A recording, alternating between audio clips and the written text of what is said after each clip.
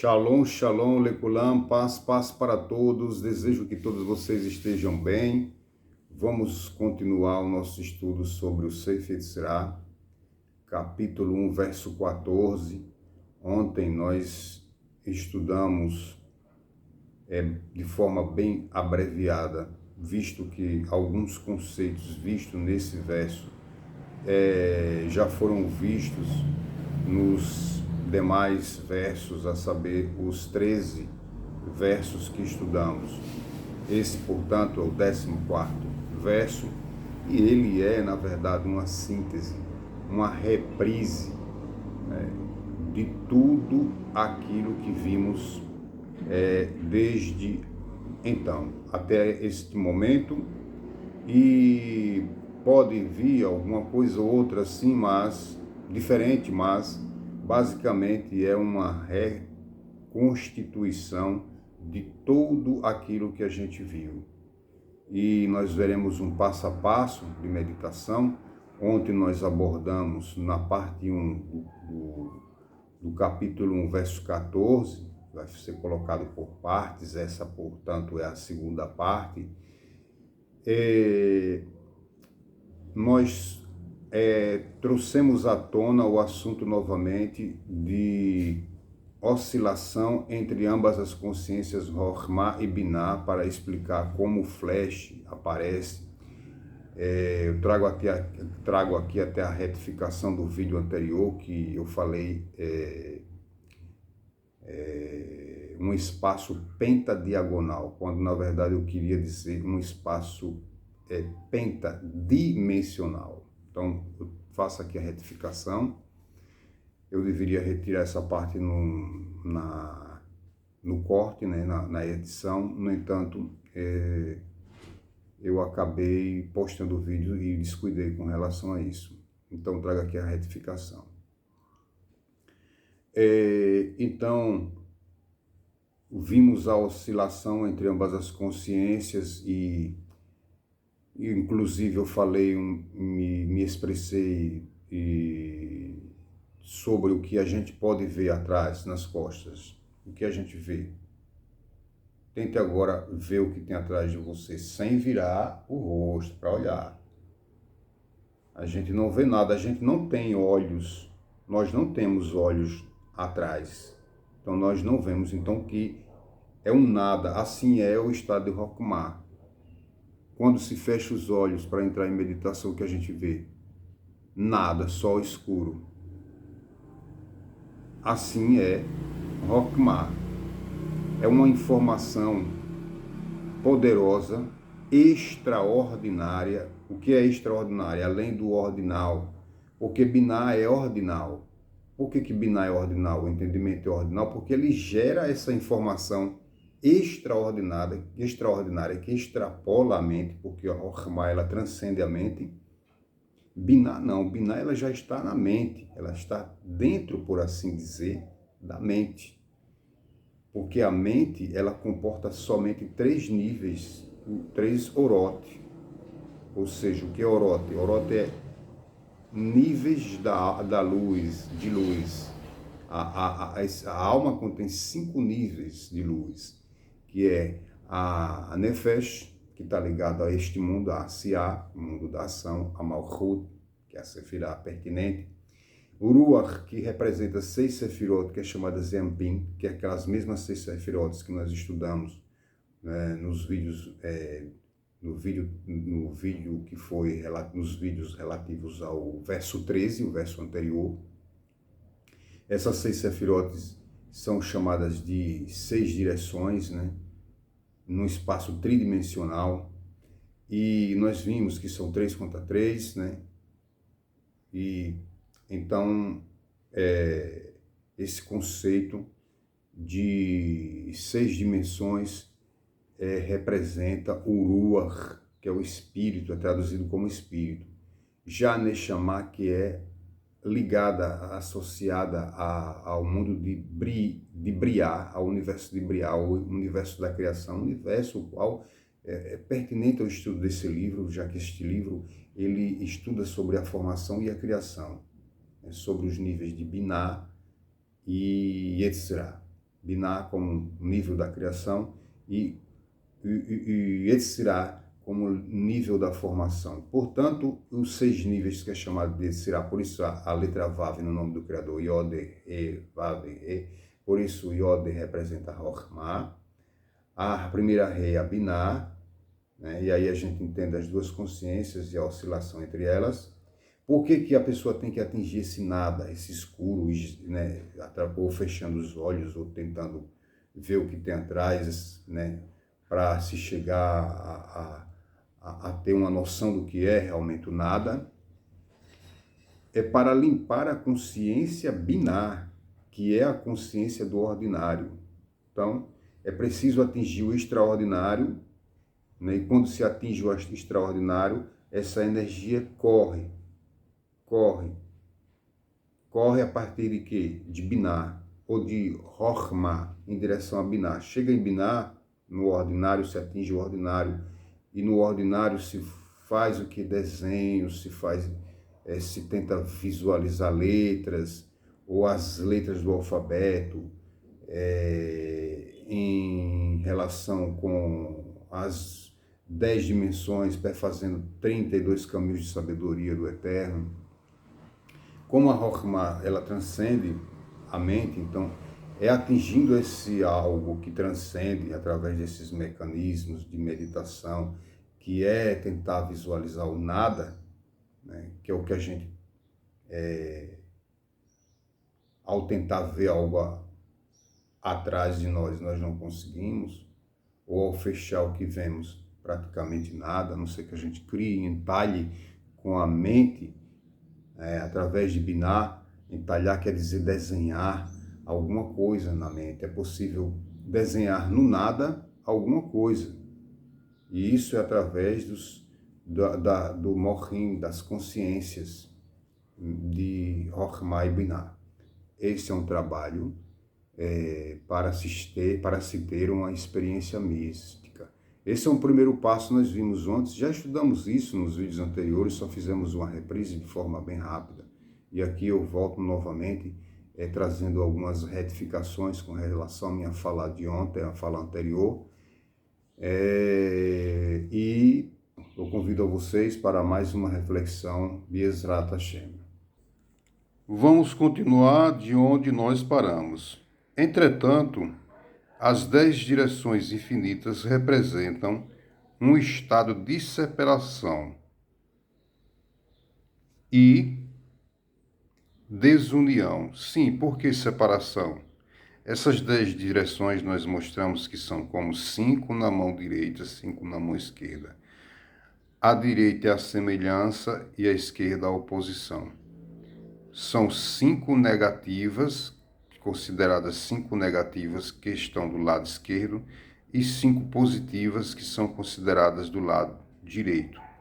Elas se opõem, né? Por exemplo, Hesed é bondade, já a Gevurah, que é o oposto, né, dessa Sefirah, que vai na via oposta, no outro polo oposto, está a Gevurah, que é a retenção, reter para si. Então, por isso, as designamos como direções infinitas, que representam um estado de separação e desunião. E essa separação e desunião é proporcionada pelos céus porque nós funcionamos de forma semelhante, né? Existem energias positivas, negativas e neutras, né? O que chamamos de neutro, chamamos de o meio, a coluna do centro, onde as aparentes, onde essa aparente desunião e separação são conciliadas. Então, quando nós estamos num dilema entre fazer o bem e o mal, quando escolhemos fazer o bem, nós imbuímos essa esquerda, né? Nós inserimos a direita na esquerda e vice-versa, para que a esquerda seja temperada de doçura né, que é o amor, e a direita também tem algum nível de retenção, né? Porque no caso de alguém que dá muita caridade ao ponto de tirar da boca dos filhos, então isso não é bondade. Então tem que ter alguma medida de restrição nessa bondade que a torne um ato de santidade e de justiça. Então tem que ter o tempero. Então nós funcionamos da mesma forma. Temos uma má inclinação que nos incita a ser, nos estimula a ser severamente egoístas, ao ponto de não dar para ninguém nada, e isso não é a vontade do Eterno. É um estímulo da Yetzer Hará, da má inclinação. E existe a Yetzer Tov, a boa inclinação, né? Ela vai nos influenciar no sentido de fazer uma doação sábia e justa, que é justamente esse tempero e essa comunicação, esse relacionamento entre essas forças opostas que irá produzir aquela doação equilibrada, né? Que é a doação em que vise o bem-estar daquele que necessita do receptor, mas que seja balanceada e contrabalanceada com a severidade ao ponto de não dar tudo de si, ao ponto de ficar sem nada e precisar da ajuda dos outros. Então não é essa a missão. Então tudo tem que ter o tempero. Então essa aparente desunião e separação é para que o ser humano, o homem, que tem livre-arbítrio, possa fazer a conciliação entre essas aparentes, entre essa aparente desunião e separação. Esta é a essência de Biná. Porque Biná é onde começa a haver a desunião e essa separação. Em Rokhmah tudo é unido, como vimos, tudo é uno. Por isso que é uma informação que não se liga a qualquer substância e é extraordinária. É uma voz, que Rokhmah é chamada de voz, é uma voz inarticulada. Ou seja, o que não há a percepção de qualquer som. Então, é algo em que através da oscilação entre ambas as consciências Biná e Rokhmah, é que é possível também gerar um atrito, porque Biná é o contrário de Rokhmah. Então esse atrito entre essas polaridades implica numa centelha. Essa centelha é o Shalom. Então um fogo sagrado que vai gerar o flash. E o flash é o aparecimento, isso durante o processo de oscilação, né? A pessoa vai ficar durante um processo de oscilação entre ambas consciências, através das técnicas apresentadas já nos versos anteriores ao verso 13 e 14, que são os mais recentes, o penúltimo e o último. Então, o iniciado deve, então, conter seu fim em seu princípio, ou seja, o iniciado deve, então, conter o seu fim em seu princípio. O princípio é chamado Reshit. Reshit é Rokhmah, é chamado princípio. E fim é chamado de Biná, que é a finalidade. Então, o Biná tem que estar contido em Rokhmah e vice-versa. É a introdução de um conceito no outro. Isso só é possível através da coluna do meio na Sefirá. Vamos ver como isso funciona. Então, Rokhmah é chamada de princípio, Kereshit. E Biná é chamada de fim, uma finalidade. A finalidade de Biná é gerar essa informação que é inarticulada, essa informação que é extraordinária e não se coaduna, não se liga a qualquer substância. Então, olha que primeiro surge a Keter. Keter gera Rokhmah. Rokhmah gera Biná. Biná gera Chesed. Chesed Gevurah. Gevurah Tiferet. Tiferet Netzach. Netzach Hod. Hod Yesod. E o ponto culminante, o recipiente, o vaso mais afastado é Malchut. Nós também temos uma coluna de direita, uma coluna de centro no nosso corpo e uma coluna de esquerda. Temos essas forças, as forças de semelhança, as sefirotes de semelhança e as sefirotes de oposição. E temos também o lugar onde há a conciliação das forças, que é o meio. Nós temos todas essas partes no nosso corpo. Então, e cada caminho desse, de Sefirá para Sefirá, tem uma linha. São 22 as linhas onde há o relacionamento. E o relacionamento ocorre através de letras, porque cada linha dessa, que comunica entre Sefirá e Sefirá, esse eixo de polaridades que se liga entre polaridade e polaridade de Sefirá, falando de polaridade porque nós estamos falando de um círculo, né? De um círculo.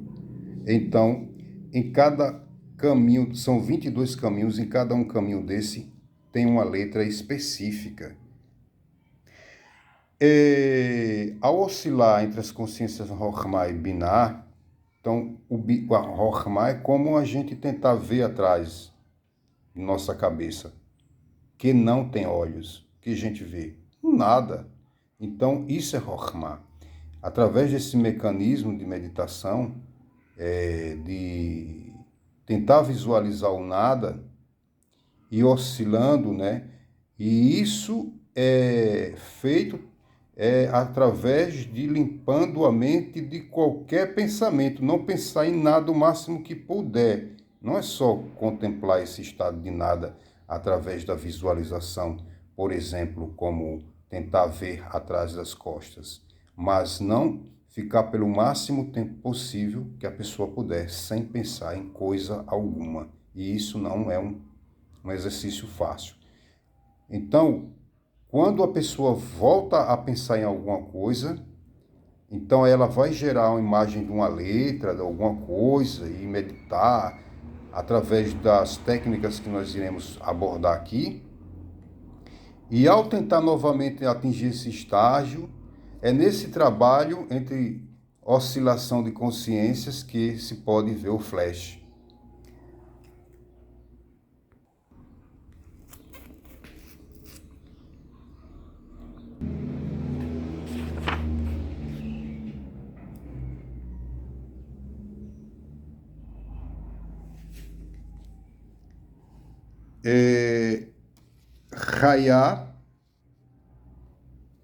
A Chayá é ligada a Rokhmah.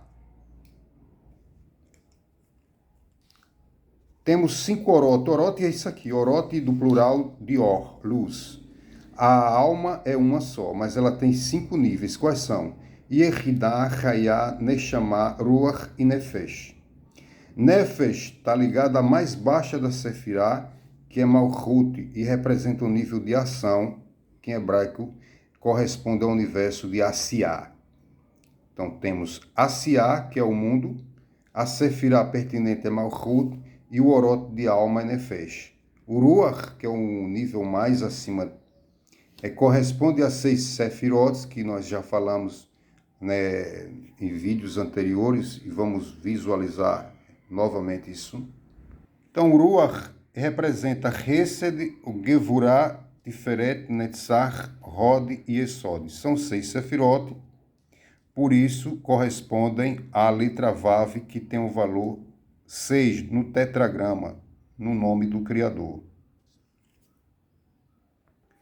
E temos Neshama, que corresponde a Sefirah de Binah, entendimento. Representa o pensamento, e o universo pertinente é o universo de Beriá, universo da criação. Já os níveis Raya e Yehidá, eles não estão dentro da mente, estão fora da mente. Só no mundo vindouro esses níveis vão entrar na mente da pessoa. Corresponde ao nada. O universo pertinente é o universo de Atzilut, o universo da emanação, que é o lugar onde as Sefirot surgem. Por isso diz 10 Sefirot do nada, porque em Rokhmah, que é chamada de nada,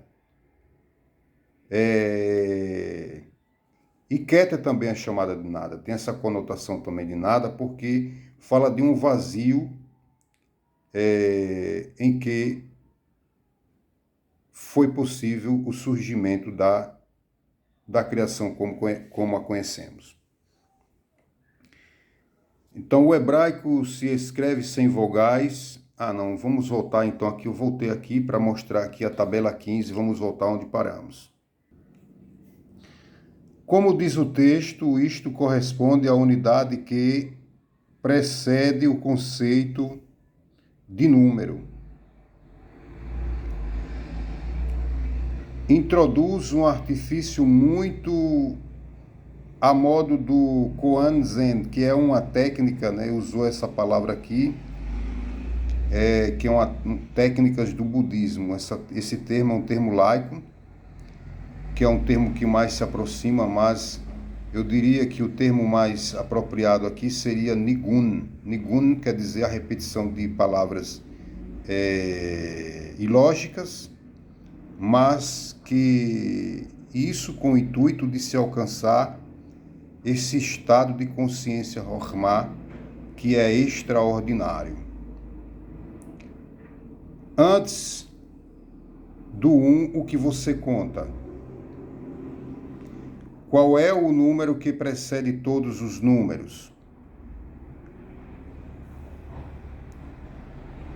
Tanto o ponto para o infinito como o Koan estão pensados para adestrar a mente para a visualização do nada absoluto. Então, a contemplação do nada, através do Koan, que aí usa um termo que é pertinente ao budismo, mas que é uma técnica em que a pessoa utiliza sons ilógicos, irracionais, parece a pessoa estar louca, alguém que não entende vai dizer está louco, né? Mas quem conhece o budismo sabe que eles balbuciam palavras repetidas por um período longo de tempo. Então, de forma semelhante, são as técnicas chamado Nigun, onde se balbucia sons tipo Shima, Shime, Shimi, Shimo, Shimu, usando vogais e consoantes. E meditando na letra, no significado dela, no seu valor numérico, e enfim, usando o conhecimento em que a pessoa puder mais se aproximar, mais se aprofundar em relação ao conceito da forma da letra, dos seus significados, enfim. E são muitos os significados de uma letra. Então, esse processo de meditação vai proporcionar ao iniciado uma experiência mística. E isso é possível através de Binah, porque Rokhmah não se pode ser atingida sem Binah. É impossível. Porque Binah pega essa ideia extraordinária e gera essa ideia num nível em que a pessoa possa compreender mais sobre esse pensamento que é extraordinário, chamado Rokhmah, que é chamado de nada. O Arizal assinala que Keter, que é a primeira Sefirá, suprema, é frequentemente designada mediante a palavra Ain. Ain quer dizer nada, é o nome de uma letra, olha só. Então, o Ain é uma letra que representa Keter, portanto, o nada. Que significa nada. O ser infinito, o nível acima de Keter, não pode sequer ser designado por essa palavra, nada. Mas como não encontramos uma palavra mais próxima, usamos nada para Keter, que Keter está até acima do nada. Nada pode ser chamado Keter e também Rokhmah, como vimos. A única palavra que pode ser usada é Efes, que é mais apropriada para Keter, embora se use Ain, que quer dizer nada. Então, a palavra, segundo o Sefer, a única palavra que pode ser usada é Efes, a qual, segundo o Ari, denota um nada que o pensamento biná não pode captar absolutamente. Então, Keter é um nada que biná não pode captar absolutamente. Então, se capta alguma coisa, esse nada é referente a Rokhmah, que está mais abaixo de Keter. Tem-se dito que o melhor modo de descrever o nada absoluto é falar dele como algo que você vê atrás de sua cabeça. Já falamos isso. Não temos olhos atrás do que vemos. É bem assim, Rokhmah, um nada. E tenta-se atingir esse nada. Tenta-se atingir esse nada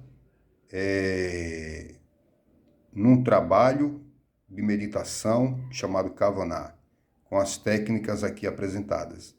Já que não há visão na nuca, o que você vê aí é o nada absoluto. Então comece por aí. Comece a meditar por aí. Se lhe perguntarem o que você vê atrás de sua cabeça, você responderá que nada vê.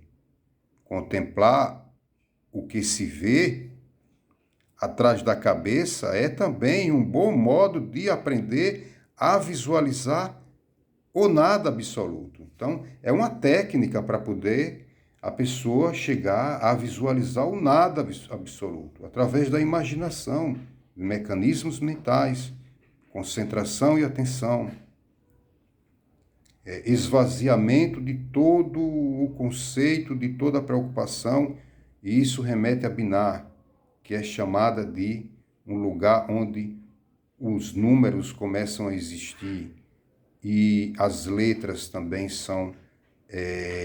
têm sua origem no sentido de criar conceitos, porque as letras já existem desde Keter, já existem desde Rokhmah, que está acima, mas elas são permutadas, intercaladas para criar conceitos opostos a partir de Binah.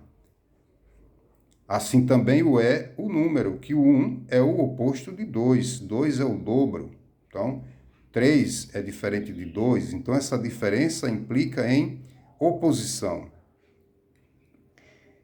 Em geral, disse que uma alma consta de 5 partes, ou níveis, Orot, como vimos, Nefesh, Ruach, Neshama, Chaya e Yehidah. Destas, somente 3 têm efeito na mente.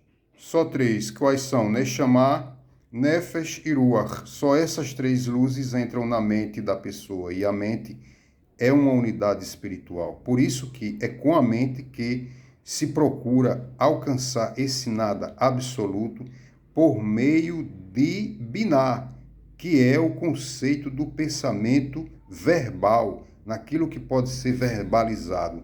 Por isso que se utiliza técnicas com sons que são considerados para o leigo, para a pessoa laica, como uma loucura, que são técnicas que veremos mais adiante com pronúncias de sons que são considerados ilógicos, mas que existe uma lógica maior e incompreensível para a maioria das pessoas, que tais sons das letras são realmente os sons da criação.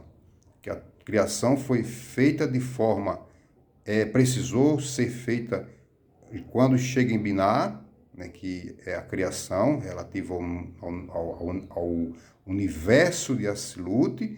Lá houve a necessidade de designar as coisas do ponto de vista da oposição ou paradoxo, para que o livre-arbítrio se sustentasse e fosse possível para o ser humano poder escolher, já que este é o ser que tem livre-arbítrio, o único que tem livre-arbítrio. Os anjos não têm livre-arbítrio, não têm escolha.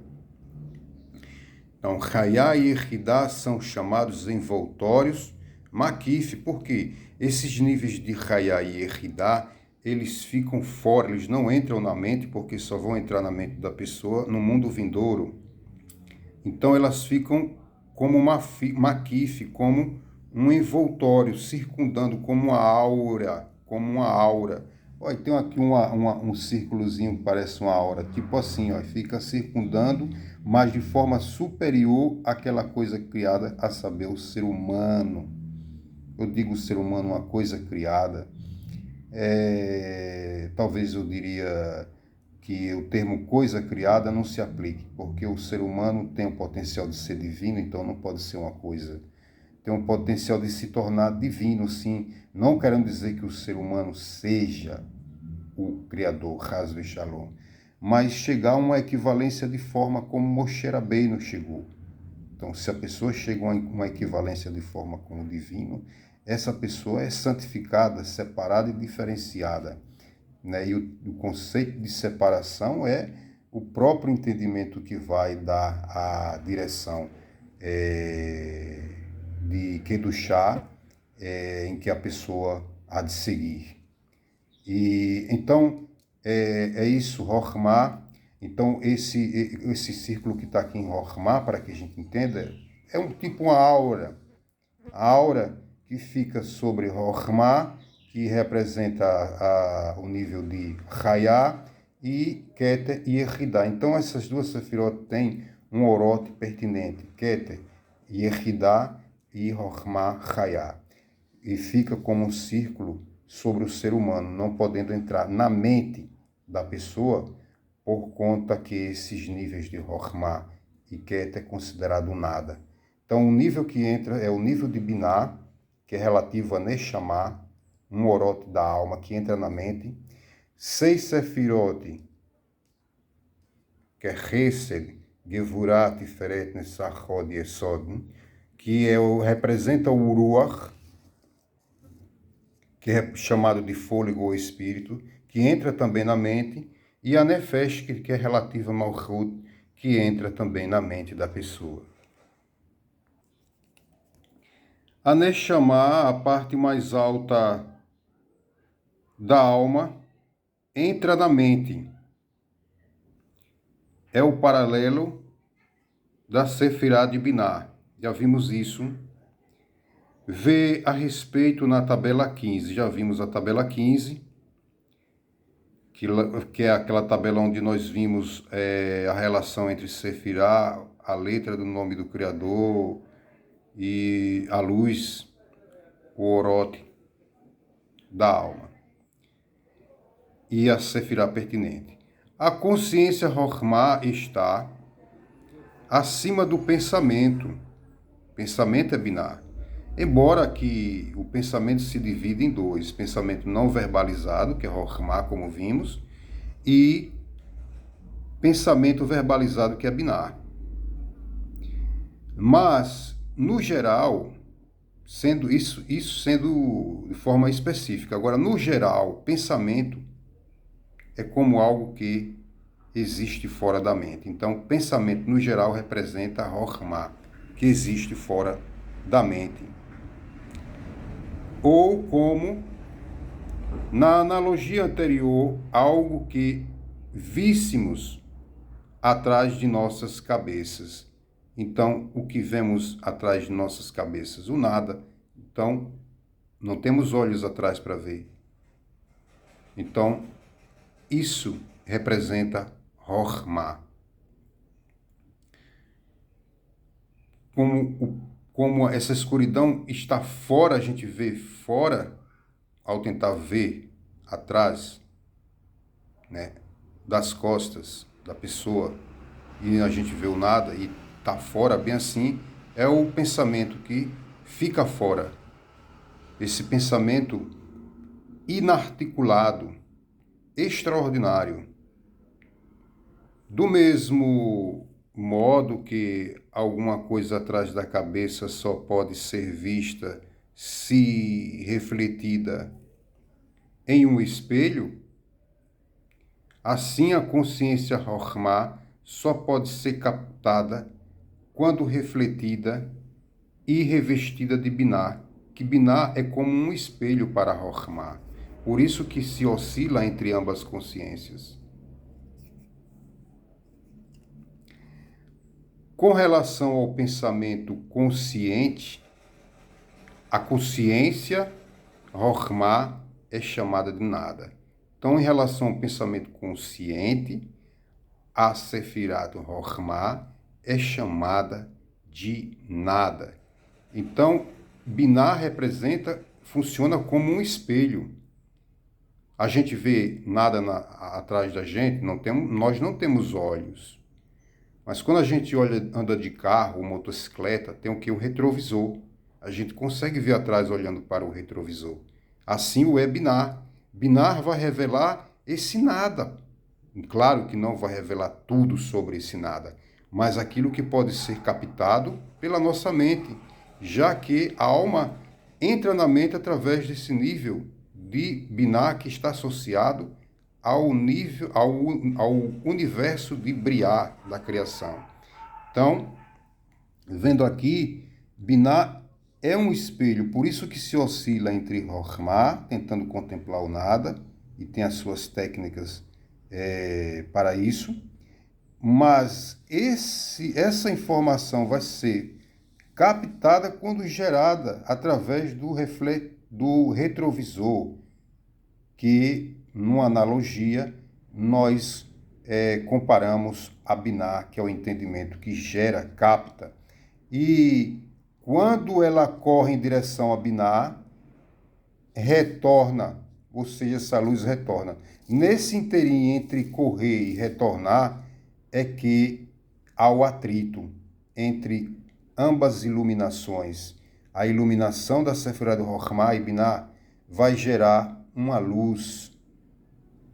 E o meio funciona como esse interruptor que causa essa ligação possível de forma que a lâmpada acenda. Então, o flash ocorre nessa hora. Existe flash contínuo e constante, porque a comunicação entre as letras, a saber, cada um desses caminhos que aqui é traçado, entre Sefirah e Sefirah tem uma letra, isso é um movimento contínuo, constante, entende? Está sempre a energia, sempre, isso não é perceptível por pessoas de pouco entendimento, mas pessoas de grande elevação conseguem ter uma visão do Sefirote, da árvore da vida, de uma forma mais duradoura que o iniciado, que a vê só como um flash. Neste contexto se afirma: refreia tua boca de falar e teu coração de pensar. O coração denota a consciência Binah. E daqui se diz que, neste nível, o iniciado deve esvaziar por completo a consciência Binah, porque é o lugar das definições e definições opostas, porque é essa característica de Binah, separar e desunir conceitos, termos, enfim. E para se atingir o estado de Rokhmah é preciso limpar esquecer, esvaziar essas definições, visto que essas definições foram geradas a partir de um nível acima, que é a Rokhmah. Para se atingir, então, Rokhmah, é preciso esvaziar por completo a mente de todo e qualquer conceito ou definição e pensamento nessas dimensões e conceitos. Isto se consegue mediante a contemplação do nada. Ele deve manter este nível de consciência, ele deve manter este nível e, consequentemente, recebe a instrução. Qual é a instrução? A instrução é: se teu coração corre de volta para Binah, retorna para o lugar. Então, se o teu coração implica em Binah, se o teu coração corre de volta para Binah, retorna para o seu lugar. Lugar é o termo usado para a consciência Rokhmah. Se sai de Rokhmah, retorna para o seu lugar, que é Rokhmah, de onde ela saiu. Porque a origem de Binah é a Sefirah de Rokhmah, que o iniciado já alcançou. Uma vez que chegou a um ponto em que pode manter um estado de consciência, Rokhmah, que é o nada, a pessoa ficar sem pensar nada o máximo possível. Quando ela não conseguir mais, vai chegar uma hora que ela vai pensar, então ela retorna para o estado de Binah.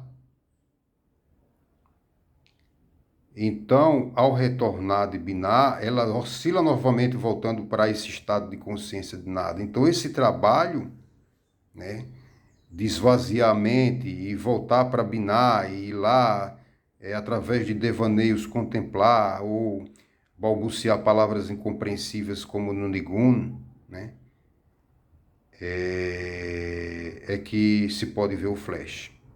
O iniciado está preparado para começar de fato a subir pela árvore da vida, que é a escada da Sefirot. Então, a Sefirot, uma escada, implica numa subida, mas também numa descida.